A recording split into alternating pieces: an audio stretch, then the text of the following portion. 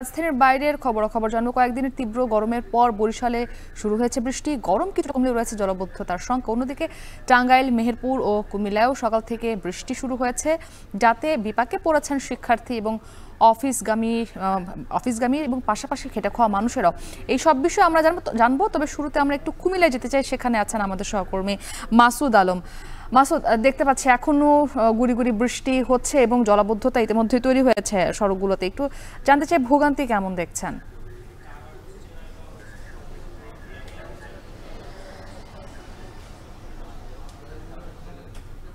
টানা বর্ষণ চলে আসছে, কখনো মাঝারি, কখনো ভারী বর্ষণ, আবার কখনো গুড়ি গুড়ি বৃষ্টি হচ্ছে। এতে করে যারা শিক্ষার্থী রয়েছেন, সকাল থেকে যারা স্কুল কলেজ এবং বিভিন্ন শিক্ষা প্রতিষ্ঠানে গিয়েছেন, একই সঙ্গে যারা অফিসগামী রয়েছেন, তারা কিন্তু চরম ভোগান্তিতে পড়েছেন। ভোগান্তি আসলে জলাবদ্ধতাই সৃষ্টি হয়েছে। কারণ হচ্ছে যে গতকাল রাত থেকে যে বৃষ্টি হয়েছে, এতে করে কুমিল্লার, আমি যেখানে রয়েছে এটি হচ্ছে কুমিল্লা নগরের নজরুল এভিনিউ, একই সঙ্গে যে রানীর বাজার সড়কটি, এটি হচ্ছে কান্দিরপাড় থেকে রানীর বাজার সড়ক, এরপর হচ্ছে কুমিল্লা ভিক্টোরিয়া কলেজ উচ্চ মাধ্যমিক শাখা পর্যন্ত কিন্তু বিভিন্ন জায়গায় জলাবদ্ধতা তৈরি হয়েছে। তবে সবচেয়ে ভয়াবহ আকার ধারণ হয়েছে এখানে যে নজরুল এভিনিউ, এই অংশে হচ্ছে আসলে হাঁটু সমান পানি জমেছে।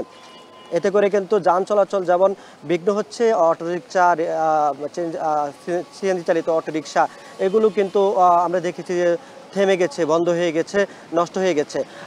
আমরা এখানকার যারা সিটি কর্পোরেশনের কর্তৃপক্ষ রয়েছেন তাদের সাথে আমরা কথা বলি। তারা বলছেন যে তারা ড্রেনগুলো পরিষ্কার করার চেষ্টা করছেন যাতে করে পানি দ্রুত নেমে যায়। তবে সেটা কিন্তু আসলে দেখা যাচ্ছে না। কারণ হচ্ছে যে কুমিল্লা নগরের যে পানি নিষ্কাশনের ড্রেনগুলো, সেগুলো সড়ক থেকে 2 থেকে 3 ফুট উঁচুতে নির্মাণ করা হয়েছে। এতে করে পানিগুলো কিন্তু আসলে সহজে নিষ্কাশনের যে পথ, সেটা কিন্তু আসলে নিষ্কাশন হচ্ছে না। একই সঙ্গে যে ময়লা আবর্জনা জমে ড্রেনগুলো বন্ধ হয়ে আছে, এতে করে পানি নামছে না, যার কারণে কিন্তু খানাখন্দ সৃষ্টি হচ্ছে। সড়কে বিভিন্ন জায়গায় আমরা দেখেছি বড় বড় গর্ত তৈরি হয়েছে। এই বৃষ্টি চললে কিন্তু মানুষের দুর্ভোগ আরও বাড়বে এবং জলাবদ্ধতার পরিমাণ বাড়লে কিন্তু যে নগরবাসীর ভোগান্তি আরও বাড়বে বলে স্থানীয়রা আমাদেরকে জানিয়েছেন। তো মুক্তি ছিল কুমিল্লা থেকে। কুমিল্লার পর আমাদের সঙ্গে বরিশাল থেকে অমিত হাসান এবং মেহেরপুর থেকে সহকর্মী মুজাহিদ আল মুন্নাও যুক্ত হয়েছেন। তবে আমরা শুরুতে বরিশালের খবরাখবর জানবো। অমিত, বরিশালে কখন থেকে বৃষ্টি শুরু হয়েছে এবং এতে জনজীবনে কি রকম ভোগান্তি চোখে পড়ছে আপনার, এবং নগরীর কোন কোন এলাকায় জলাবদ্ধতা তৈরি হয়েছে সেই বিস্তারিত একটু জানতে চাই। মুক্তি, বরিশালে গতকাল বিকেল থেকেই থেমে থেমে গুড়ি গুড়ি বৃষ্টিপাত শুরু হয়েছে এবং আজ সকাল থেকেও সেই বৃষ্টি কিন্তু আসলে কখনো হালকা আকারের, কখনো গুড়ি গুড়ি আকারে বৃষ্টিপাত হচ্ছে বরিশালে। এবং গত কয়েকদিনের কথা যদি বলি, গত কয়েকদিন আগেও কিন্তু বরিশালের তাপমাত্রা বৃদ্ধির কারণে মানুষের একটা জনদুর্ভোগ, কিংবা যারা খেটে খাওয়া মানুষ তারা কিন্তু কিছুটা দুর্ভোগে ছিল। তাই বৃষ্টি হওয়াতে কিছুটা স্বস্তি ফিরলেও জনগণের যে ভোগান্তি সেটি কিন্তু আপনারা এই মুহূর্তে দেখতেই পাচ্ছেন। আমরা এই মুহূর্তে রয়েছি নগরীর রূপাতলী এলাকার শেরে বাংলা সড়কের সামনে। খানিকটা বৃষ্টি, বিশেষ করে আবহাওয়া অফিসের তথ্য মতে 28.8 মিলিমিটার বৃষ্টি হয়েছে এবং সেটি কিন্তু খুবই সামান্য বৃষ্টিপাত হয়েছে গতকালকে হিসেব অনুযায়ী। সেই বৃষ্টিপাতেই কিন্তু বরিশাল নগরীর এই চিত্র আসলে দেখা যাচ্ছে এবং এর থেকে বেশি ভারী বৃষ্টি হলে আসলে বরিশালের বেশিরভাগ সড়ক কিন্তু নিমজ্জিত হয়ে যায় পানিতে এবং হাঁটু সমান পানিও কোথাও কোথাও কিন্তু দেখা যায়। এই বৃষ্টিপাতের ফলে যে জলাবদ্ধতা সৃষ্টি হয়েছে, এর কারণে কিন্তু এই এলাকার মানুষের কিছুটা জনদুর্ভোগ হচ্ছে। এবং আপনি যদি দেখায় যে পানি কিন্তু সড়কের মূল যে সড়ক সেখানেই কিন্তু আসলে পানিতে ডুবে আছে এবং ড্রেনেজ ব্যবস্থা ছোট হওয়ার কারণে ড্রেনেজ ব্যবস্থার যে কার্যক্রম সেটিও কিন্তু কিছুটা ধীরগতি, ময়লা তুলে রাখা হয়েছে, কিন্তু এই বৃষ্টির পানিতে সেই ময়লা কিন্তু আবার সেই ড্রেনেই প্রবেশ করছে, যার ফলে কিন্তু ড্রেন আসলে ময়লা আবর্জনায় ভরা থাকছে এবং যার কারণে এই জলাবদ্ধতা কিন্তু কোনোভাবেই কমছে না। এবং আরেকটু যদি জানিয়ে রাখি যে বরিশালের এই রূপাতলী এলাকায় বেশিরভাগ সময় কিন্তু এই জলাবদ্ধতাটি থাকে এবং রূপাতলী হাউজিং এলাকায়, শেরেবাংলা এলাকা, এই সড়কগুলোর মানুষ কিন্তু সবসময় এই দুর্ভোগের শিকার হয়। এবং আরেকটু জানিয়ে রাখি যে তারা দাবি করেছেন যে বৃষ্টিতে, 1 ঘন্টার বৃষ্টিতেই নগরীর বেশিরভাগ এলাকা কিন্তু এরকম পানিতে জলাবদ্ধতার সৃষ্টি হয়। সুতরাং দ্রুত সময়ের মধ্যে এই জলাবদ্ধতা নিরসনের দাবি তারা করেছেন এবং সিটি কর্পোরেশনের যারা কর্তৃপক্ষ আছেন তাদের প্রতি নজরদারির যে আহ্বান সেটিও কিন্তু তারা করেছেন, কারণ এই জলাবদ্ধতা থেকে দ্রুত মুক্তি চান আসলে নগরীর যারা বাসিন্দা রয়েছেন তারা। এবং খানিকটা বৃষ্টিতেই কিন্তু এই জলাবদ্ধতার সৃষ্টি হয় বরিশালে। তো বরিশালের জলাবদ্ধতা নিয়ে এই ছিল আমার কাছে সর্বশেষ। মুক্তি। মুজাহিদ, আমরা দেখতে পাচ্ছি মেহেরপুরে এখনো গুড়ি গুড়ি বৃষ্টি হচ্ছে। জানাবেন যে মেহেরপুরের বৃষ্টির বিষয়ে আবহাওয়া অফিস সবশেষ কি তথ্য দিয়েছে?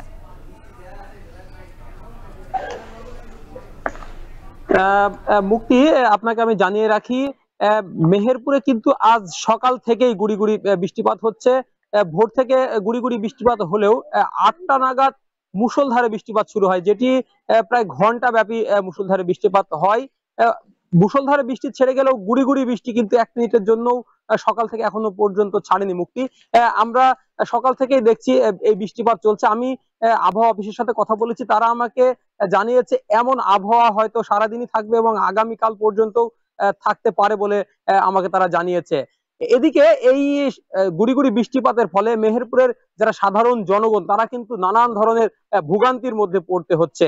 বিশেষ করে যারা দিনমজুর, যারা রিক্সা চালক, যারা ভ্যান চালক, যারা ইজি বাইক চালক, এরা কিন্তু ঠিকমতো কাজ করতে পারছে না। আবার অন্যান্য সময়ের চাইতে, স্বাভাবিক সময়ের চাইতে মেহেরপুর শহরে কিন্তু মানুষের আনাগোনা অনেকটা কম, যার ফলে রিক্সা চালকরা ঠিকমতো ভাড়া পাচ্ছে না, ভ্যান চালকরা ভাড়া পাচ্ছে না। আবার যারা দিনমজুর, যারা কাজ করে, তারা কিন্তু কাজ পায়নি, আজকে অনেকে কাজে বের হতে পারেনি। তাই তাদের জন্য কিন্তু অনেক কঠিন হয়ে যাবে যদি এই বৃষ্টিপাত আগামী আরো কয়েকদিন থাকে। আবার আমি যদি আপনাকে আরেকটু জানিয়ে রাখি, মেহেরপুর কিন্তু কৃষি প্রধান এরিয়া।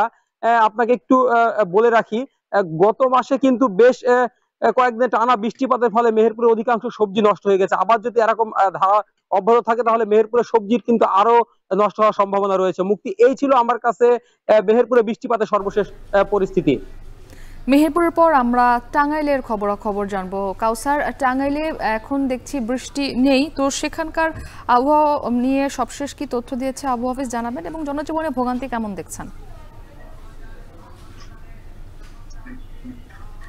গতকাল রাত থেকে আজ সকাল 10টা, 10:30 পর্যন্ত গুড়ি গুড়ি থেকে হালকা বৃষ্টি হয়েছে। এতে টাঙ্গাইলের যে প্রধান সড়কগুলো রয়েছে, বিশেষ করে টাঙ্গাইল বেবি স্ট্যান্ড থেকে বটতলা যে সড়কটি রয়েছে, এটার বিভিন্ন এলাকায় জলবদ্ধতার সৃষ্টি হয়েছে। খানাখন্দকে এই কাদা যুক্ত পানি পাড়িয়ে যারা অফিসগামী এবং বিভিন্ন স্কুল কলেজের যারা শিক্ষার্থী রয়েছেন তাদের চরম ভোগান্তি পোহাতে হচ্ছে। আর এদিকে আমরা লক্ষ্য করেছি এই গুড়ি গুড়ি বৃষ্টির কারণে কিন্তু যারা দিনমজুর ও নিম্ন আয়ের মানুষ যারা রয়েছে তাদের আয় অনেকটাই কমে গিয়েছে। কয়েকজন রিক্সা চালকের সাথে আমার কথা হয়েছে, তারা জানিয়েছেন যে তারা স্বাভাবিক সময়ে প্রত্যেক দিন 600 থেকে 700 টাকা আয় করলো, আজকে বৃষ্টির কারণে তাদের আয় কমে গিয়েছে। তারা বলছেন যে শহরে জরুরি প্রয়োজন ছাড়া কেউ বের হচ্ছে না, যে কারণেই তারা বলছেন যে তাদের আজকে 3 থেকে সর্বোচ্চ 400 টাকা আয় করতে পারবেন।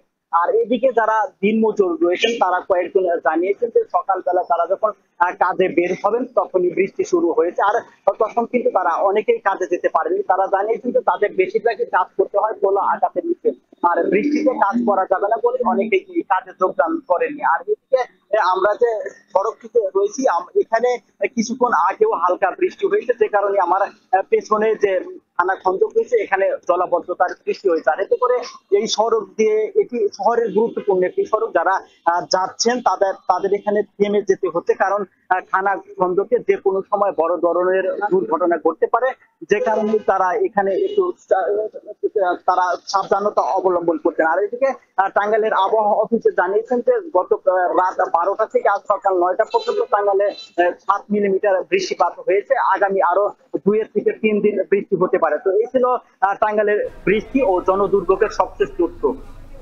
আমাদের সঙ্গে টাঙ্গাইল থেকে সহকর্মী কাউসার আহমেদ যুক্ত ছিলেন। এর আগে বরিশাল, কুমিল্লা এবং মেহেরপুর থেকে যুক্ত ছিলেন আমাদের সহকর্মীরা, এবং এর আগে রাজধানী থেকেও